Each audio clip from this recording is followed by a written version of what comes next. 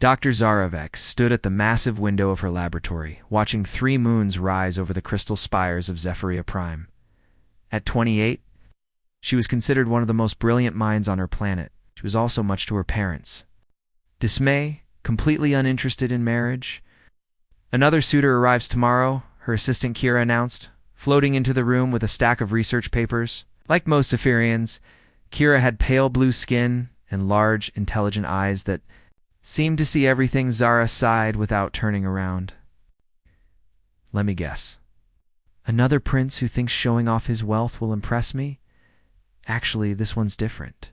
He's from the Stellar Confederation. They say he can control gravity with his mind." "Wonderful," Zara muttered, finally turning. Back to her work. "Just what I need.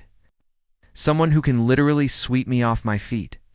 For the past 3 years, Zara had been living through what felt like an endless parade of alien suitors. Her father, council member Thane Vex, seemed determined to find her a husband from every corner of the galaxy. The reasoning was always the same: political alliances, trade agreements, and the continuation of their bloodline. Last month, it had been Prince Zorian from the Crystal Worlds. He had arrived in a ship made entirely of diamonds, each facet catching the light of their sun. He spoke in a voice like singing glass and promised her palaces that would make her the envy of every woman in the galaxy. Zara had listened politely, thanked him for his time, and sent him away before dessert was served. Before that, there was Admiral Kitos from the Water Worlds.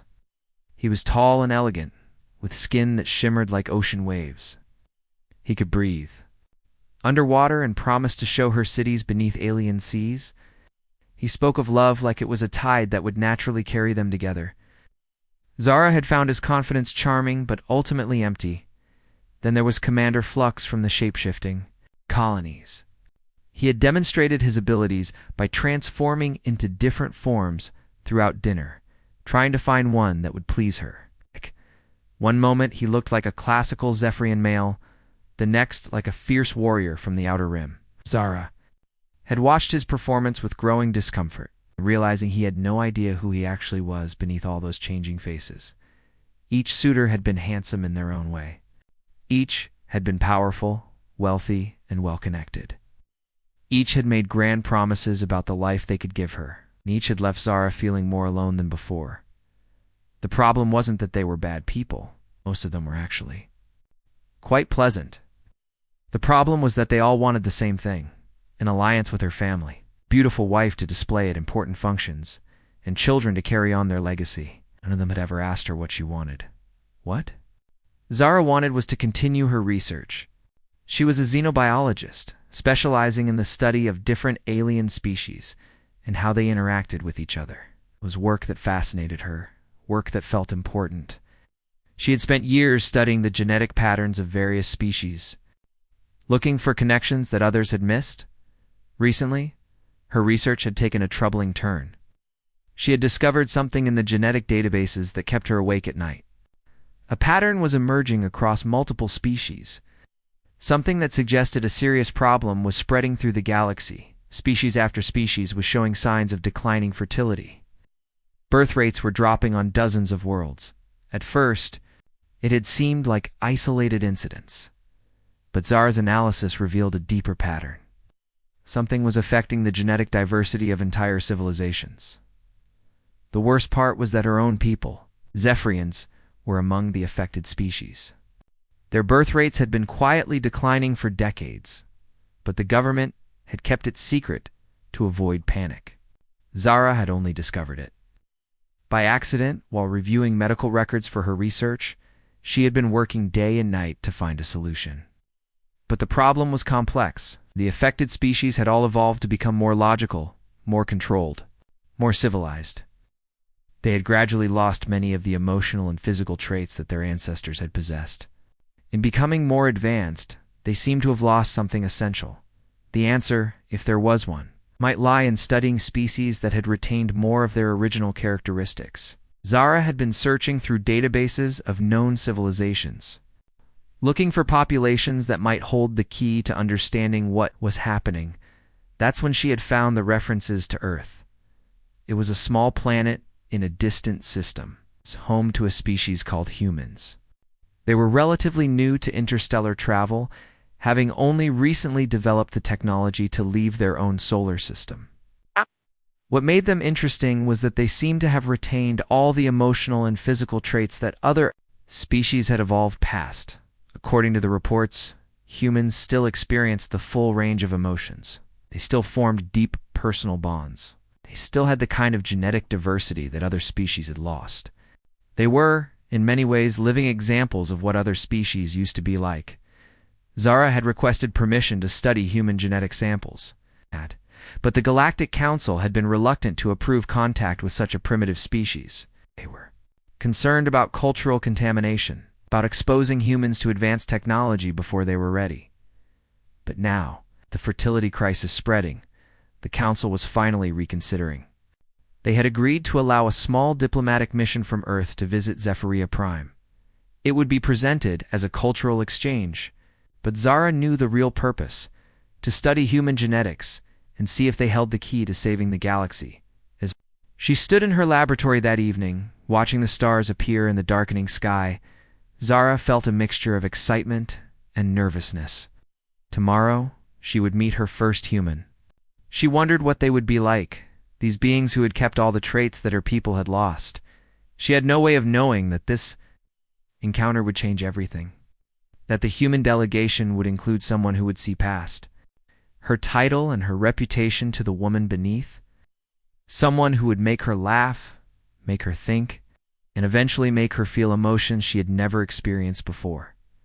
For now, she was simply Dr. Zara Vex, brilliant scientist and reluctant princess, standing alone in her laboratory and hoping that somewhere among the stars she might find the answers she was looking for, both for her research and for the growing emptiness in her heart that no alien suitor had ever been able to fill. 3 months had passed since Zara had finally convinced the Galactic Council to approve the human diplomatic mission. She had spent every day preparing for their arrival, studying what little information was available about Earth and its inhabitants. The reports were fascinating, but confusing. Humans seemed to be a species of contradictions. On the morning the Earth delegation was scheduled to arrive, Zara found herself unusually nervous. She had changed her outfit 3 times, which was completely unlike her. Usually, she wore the same simple lab coat and comfortable clothes every day. Today, she had chosen a flowing blue dress that matched her eyes. Though she told herself it was purely for diplomatic reasons, the human ship landed at the main spaceport with far less fanfare than most alien vessels. Where other species arrived in ships that gleamed like jewels or ships that defied the laws of physics, the human vessel looked almost plain. It was efficient and practical, but there was something appealing about its simplicity. Zara watched. From the observation deck, as the human delegation emerged from their ship, there were 5 of them, and they looked remarkably similar to Zephyrians, except for their skin tone and the way they moved. Where Zephyrians glided with controlled grace, the humans walked with a more natural, varied rhythm. The leader of the delegation was a woman with short gray hair and kind eyes. She introduced herself as Ambassador Chen to the welcoming committee. Behind her came 3 other humans, a tall man with dark skin who seemed to be their security officer, a woman with red hair who carried what appeared to be recording equipment, and finally, a man who immediately caught Zara's attention. He was about her age, with brown hair and intelligent eyes that seemed to take in everything around him. Unlike the others who maintained professional expressions, he was openly staring at the crystal spires of their city with obvious wonder. When a small Zephyrian child approached the group, he knelt down to the child's level and smiled warmly. Dr. River Santos, Kira whispered beside her, is their archaeologist. The reports say he studies ancient civilizations. Found herself watching Dr. Santos more closely than the others. There was something different about the way he carried himself. While the other humans maintained the diplomatic distance that was expected in such situations, he seemed genuinely curious about everything he saw. Later that day, Zara was assigned to give the human delegation a tour of the research facilities. It was meant to be a formal presentation, the kind she had given to hundreds of visiting dignitaries over the years. But from the moment Dr. Santos entered her laboratory, everything felt different. "This is incredible," he said, stopping in front of her main computer display. "You're mapping genetic patterns across multiple species? How did you get access to so much data?" Most visitors nodded politely at her explanations and asked predictable questions about her funding or her publication schedule. Dr. Santos asked questions that made her think, questions that showed he understood the complexity of her work. "The pattern you're tracking here," he said, pointing to a section of her analysis, "it reminds me of something we found in ancient human ruins. Evidence of a civilization that became so focused on perfection that they lost their ability to adapt." Zara felt a spark of excitement. "What happened to them?" "It disappeared," River said quietly. "But they left behind warnings. Stories about the importance of maintaining balance, of not losing touch with the things that made them human in the first place." As the tour continued, Zara found herself explaining her research in more depth than she had originally planned. River listened intently, occasionally asking questions that pushed her to think about her work in new ways. When she mentioned the fertility crisis, he nodded grimly. "We've seen similar patterns in Earth's history," he said. "Species that became too specialized, too removed from their natural state. Evolution isn't always about becoming more advanced. Sometimes it's about maintaining the right balance." "You understand?" Zara said, surprised by the relief in her own voice. "Most people think I'm being overly dramatic when I talk about the implications of this research." "Science isn't about being dramatic," River replied with a smile. "It's about being honest about what the data tells us, even when it's uncomfortable." That evening, the human delegation was invited to a formal dinner with the council. Zara found herself seated next to River, and for the first time in months, she actually enjoyed a diplomatic meal. While the other conversations around the table followed predictable patterns of political pleasantries. She and River talked about everything from ancient civilizations to the nature of consciousness. "On Earth," River told her, "we have a saying, the more things change, the more they stay the same. I think your research is proving that in a very literal way." "How so?" Zara asked, genuinely curious. "All these species, including yours, have been trying to evolve past their basic nature. But maybe that basic nature is more important than anyone realized. I see. Maybe the things that seem primitive are actually essential." Zara found herself thinking about her own people, about how they had gradually become more logical, more controlled, more civilized. They'd gained so much, but looking at River's easy smile and natural warmth, she wondered what they had lost along the way. After dinner, River asked if she would show him more of the city. As they walked through the crystal gardens under the light of 3 moons, Zara realized she was having more fun than she had in years. River asked about her childhood, her dreams, her fears. Not Dr. Vex, the scientist, or the council member's daughter, but Zara, the person. "Don't you ever get tired of all the formal dinners and diplomatic meetings?" she asked him. River laughed, and the sound was so natural and unguarded that it made Zara's heart skip, constantly. But moments like this make it worth it. To see new worlds, meet new people, understand how vast and amazing the universe really is. As they stood beside a fountain made of living crystal, Zara felt something she had never experienced before. It was like a warmth spreading through her chest, a feeling of connection that had nothing to do with political alliances or genetic compatibility. For the first time in her life, she was talking to someone who saw her as simply herself. "I should probably get back," River said eventually, though he didn't sound like he wanted to leave. "Early meetings tomorrow." "Of course," Zara said, though. She found herself disappointed. "Thank you for the conversation. It's been a long time since I've talked to someone who understood my work." "Thank you for sharing it with me," River replied. "I hope we can talk more while I'm here." As Zara watched him walk back toward the diplomatic quarters, she realized that for the first time in 3 years, she wasn't dreading the next day. She was looking forward to it. She had no idea that this simple conversation would be the beginning of something that would change not just her life, but the fate of entire civilizations across the galaxy. Over the next few weeks, Zara found herself spending more and more time with River. What had started as professional collaboration had slowly transformed into something deeper. They worked together in her laboratory every day, analyzing data. And discussing theories about the genetic crisis affecting the galaxy, River brought a fresh perspective to her research. Where Zara had been focused on the technical aspects of genetic decline, River helped her see the bigger picture. He shared stories from Earth's history about civilizations that had thrived by embracing their natural emotions and instincts, rather than trying to suppress them. "Look at this pattern," River said one afternoon, pointing to a section of her genetic analysis. "Every species that's experiencing fertility problems has one thing in common. They've all evolved to prioritize logic over emotion, efficiency over connection." Zara leaned closer to study the data, accidentally brushing against River's shoulder. The contact sent a strange warmth through her body, a sensation she had never experienced before. She quickly stepped back, confused by her own reaction. "Are you all right?" River asked, his voice filled with genuine concern. "I'm fine," Zara said quickly, though she wasn't sure that was true. "Just tired from all the late nights we've been working." But it wasn't exhaustion that was affecting her. Over the past month, Zara had begun experiencing emotions that her people had evolved past centuries ago. When River smiled at her, she felt something flutter in her chest. When he praised her work, she felt a warmth that had nothing to do with professional recognition. When other researchers spoke with him, she felt something that could only be described as jealousy. These feelings were completely foreign to Zephyrian culture. Her people formed partnerships based on genetic compatibility and shared goals, not on the unpredictable emotions that humans still experienced.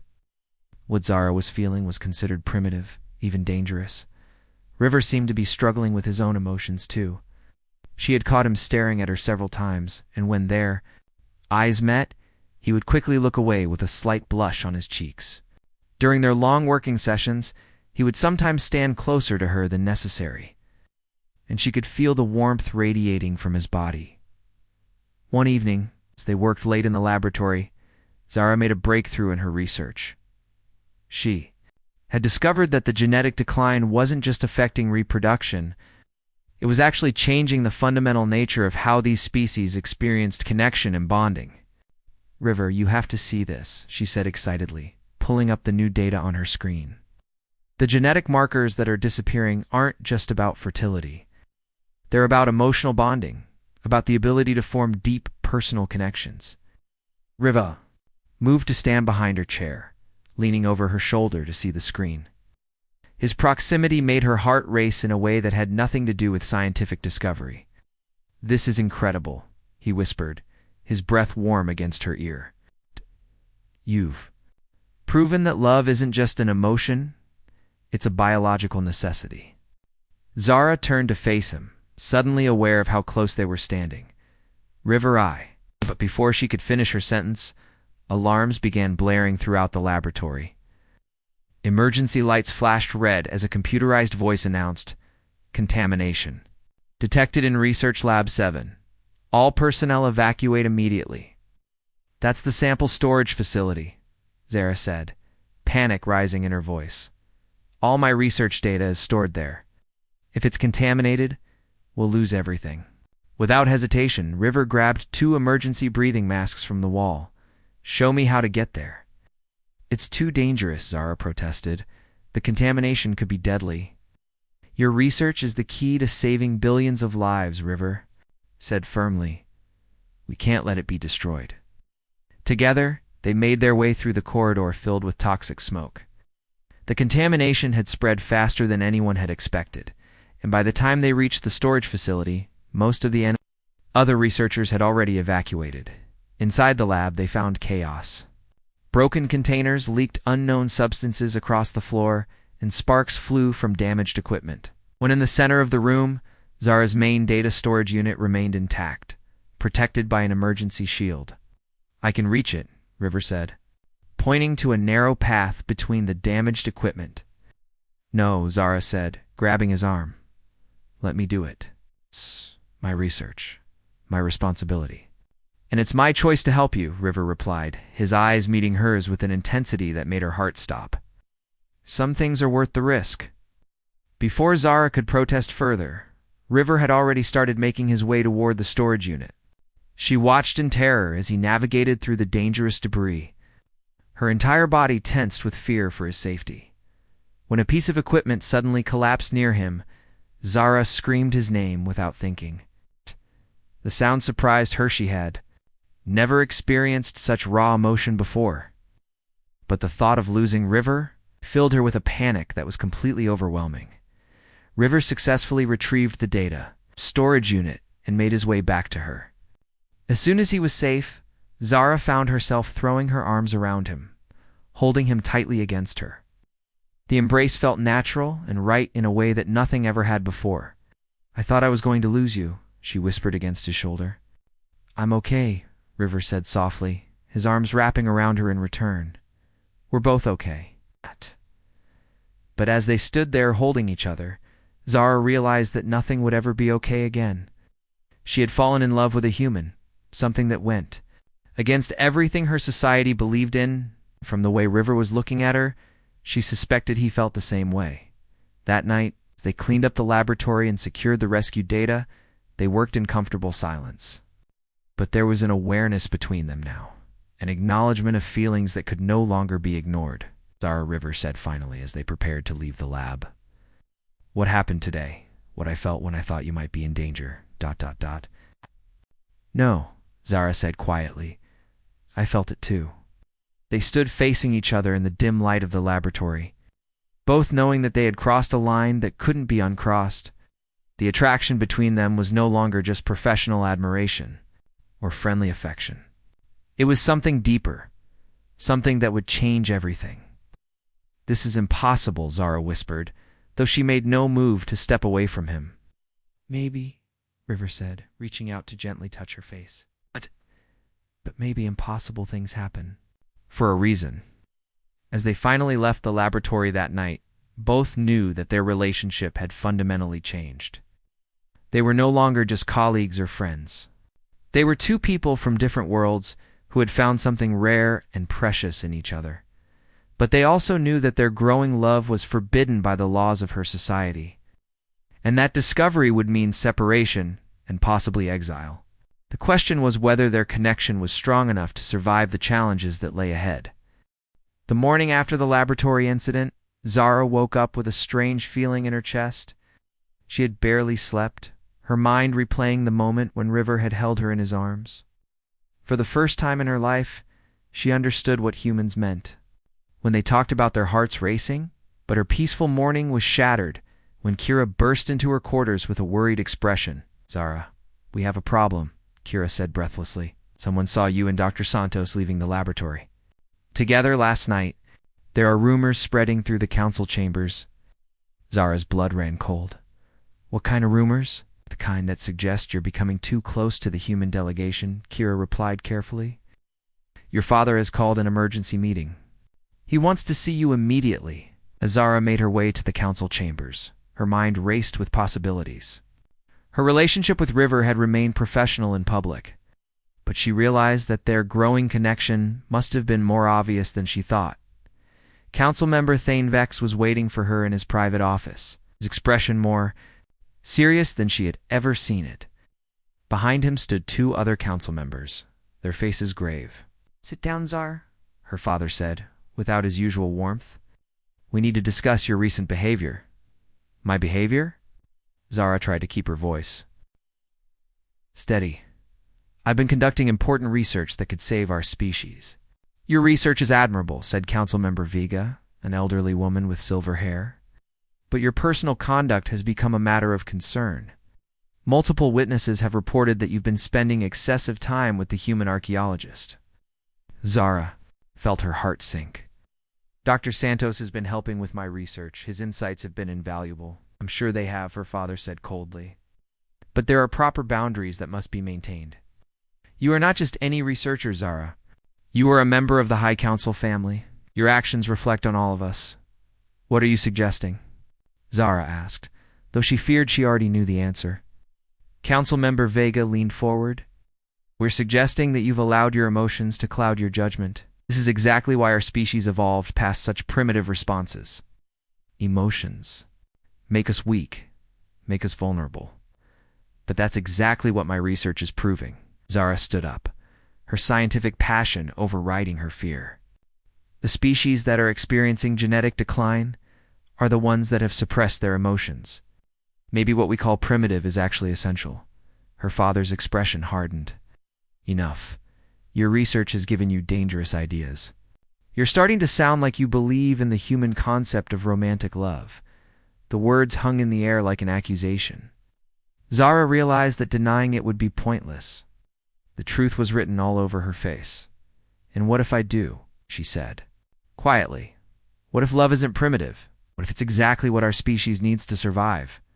The three council members exchanged worried glances. Council member Vega spoke first. "This is worse than we thought. You've been completely influenced by human thinking." "I've been influenced by scientific evidence," Zara replied firmly. "My research shows that emotional bonding is crucial for genetic diversity and species survival. The humans have maintained what we've lost. The humans are a primitive species," her father said dismissively. "They haven't evolved past their basic instincts. We cannot allow their influence to contaminate our society." Contaminate? Zara felt anger rising in her chest. Another emotion her people had supposedly evolved. Past. Or maybe they've preserved something we threw away too carelessly. Her father stood up, his face cold with authority. "This conversation is over. You will cease all personal contact with Dr. Santos immediately. The human delegation will be asked to leave Zephyria Prime within the week." "You can't do that," Zara protested. "My research isn't complete. We're on the verge of a breakthrough that could save billions of lives." "Your research will continue," Councilmember Vega said firmly, "with proper supervision and without human influence. We've already arranged for you to work with Dr. Axel from the Crystalline Confederation. He's an expert in genetic manipulation." Zara's heart sank. Dr. Axel was brilliant, but coldly logical, exactly the kind of scientist her people valued. He would approach the fertility crisis as a technical problem to be solved, not as a deeper issue about the nature of connection and bonding. And her father continued, "To ensure that you don't make any more emotional mistakes, we've accelerated. Your marriage arrangements, Lord Zenth, from the Stellar Confederation has agreed to a union. The ceremony will take place in 2 weeks." The room spun around Zara. Lord Zenth was the gravity-controlling alien who had visited months ago. He was powerful, wealthy, and completely uninterested in her as a person. The marriage would be purely political, designed to strengthen trade relations between their worlds. "I won't do it," Zara said, her voice barely above a whisper. "Well," her father replied without emotion, "because it's your duty to our people and our planet. Your personal feelings are irrelevant." That evening, Zara met River in secret at the Crystal Gardens where they had first walked together. She had sent him a coded message through Kira, asking him to meet her under the cover of darkness. "They know," she said, as soon as she saw him. "They're sending you away and forcing me to marry someone else." River's face went pale in the moonlight. "When? The delegation leaves in a week." "My wedding is in 2 weeks." Zara felt tears forming in her eyes. Another supposedly primitive response that her people had evolved past. River took her hands in his touch warm and comforting. "We'll find a way. There has to be something we can do." "There is," Zara said, quietly. "But it's dangerous, and it means giving up everything I've ever known." She explained her plan. Her research had revealed that the cure for the genetic crisis lay not in technical manipulation, but in genuine emotional bonding between species. If she could prove this by successfully bonding with River, it would demonstrate that love was not a weakness, but a necessity for survival. "But the bonding process is untested," she warned. "It could kill us both, and even if it works, we'd be exiles. We could never return to our worlds." River was quiet for a long moment, considering the implications. Then he looked into her eyes. With a determination that made her heart soar, "Some things are worth any risk," he said, "including love." The next morning, Zara made a decision that would change the course of galactic history. She accessed the main communication system and sent her research findings to every major scientific institution in the galaxy. Her message was simple. The fertility crisis could only be solved through emotional bonding, not genetic manipulation. The response was immediate and explosive. Some species dismissed her findings as human contamination. Others began to reconsider their own evolutionary path. The galaxy was suddenly divided between those who saw emotions as primitive and those who viewed them as essential. In the midst of this chaos, Zara and River prepared for the most dangerous experiment of their lives. They would attempt to bond their consciousness, proving that love could transcend species barriers and create something new and beautiful. Standing together in her laboratory, watching the galaxy debate the nature of love and survival, they knew that their choice would determine not just their own fate, but the future of countless worlds. "Are you ready?" River asked, his hand finding hers in the dim light. "With you?" Zara replied. "I'm ready for anything."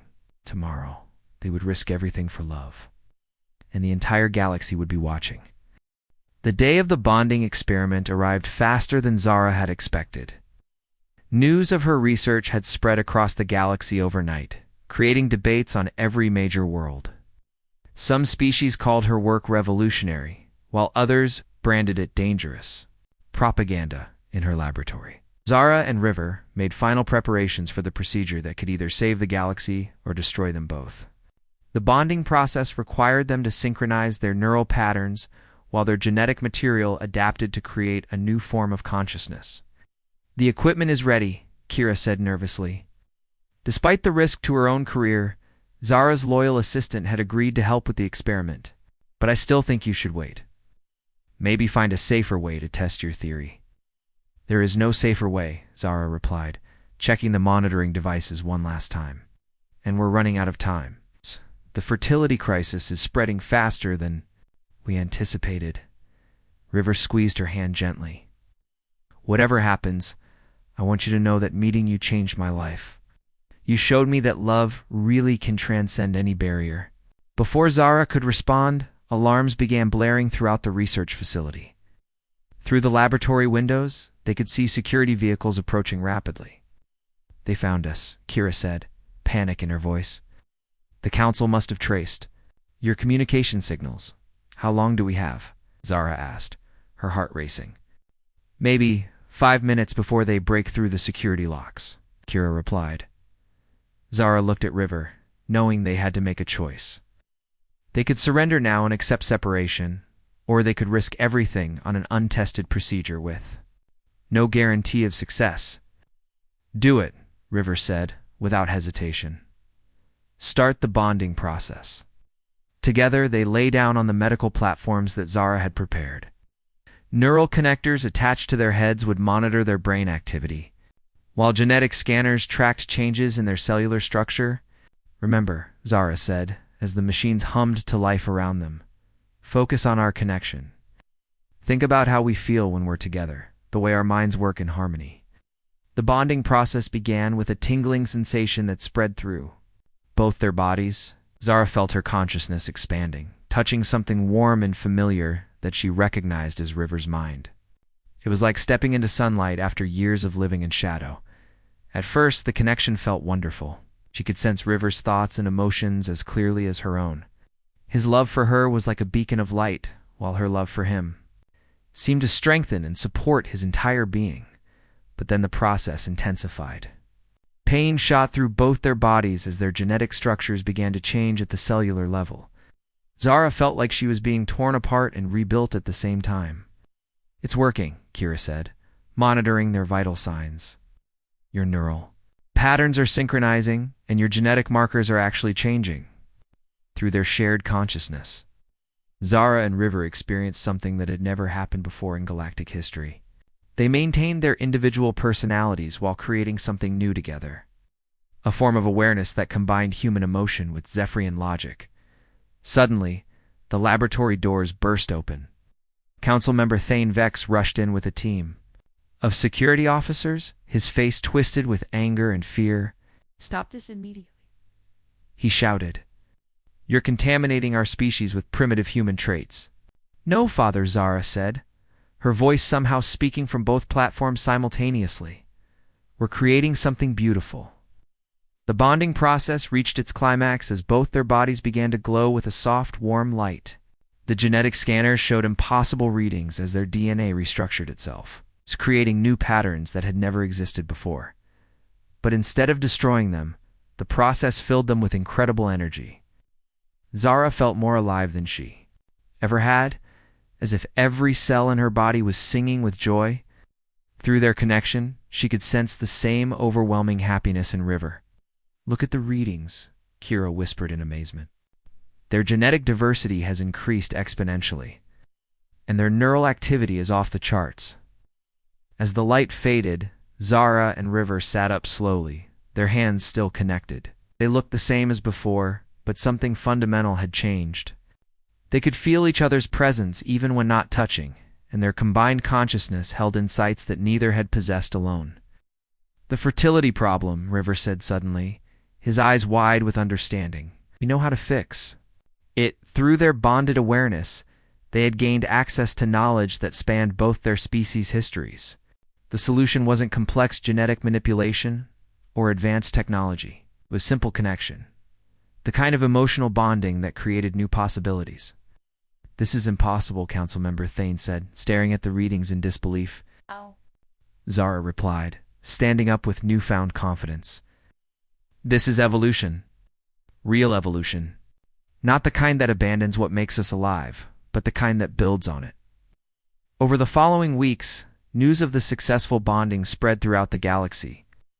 Scientists from dozens of worlds requested permission to study Zara and River, trying to understand how their process worked. More importantly, couples from different species began attempting their own bonding experiments. Success rates were low at first, but gradually improved as researchers learned from each attempt. The key, they discovered, was genuine emotional connection. Couples who truly loved each other had much higher success rates than those who bonded.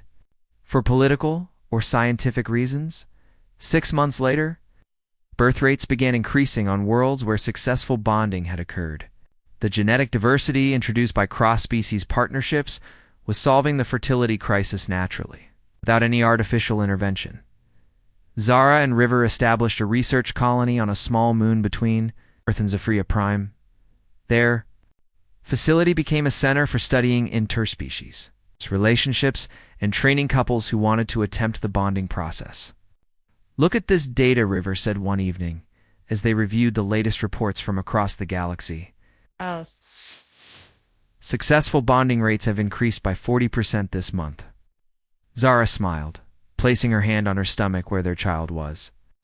Growing, the pregnancy had been another surprise, proving that their bonded genetics could create new life in ways that no one had thought possible. "Our daughter is going to grow up in a very different galaxy than the one we knew," she said softly. "Better one," River replied, wrapping his arms around her. "One where love isn't seen as primitive, but as the most advanced thing any species can achieve." As they stood together, watching ships arrive from across the galaxy, bringing couples who hoped to find what they had found, Zara reflected on how much had changed. She had started as a lonely scientist who rejected every suitor, convinced that she would never find real connection. Now she was part of something that was transforming entire civilizations. Love, it turned out, wasn't just an emotion. It was a force of evolution, a power that could literally reshape the genetic future of the galaxy. Their story had become legend among the stars. Proof that sometimes the most important discoveries come not from laboratories or textbooks, but from the courage to open your heart to another person.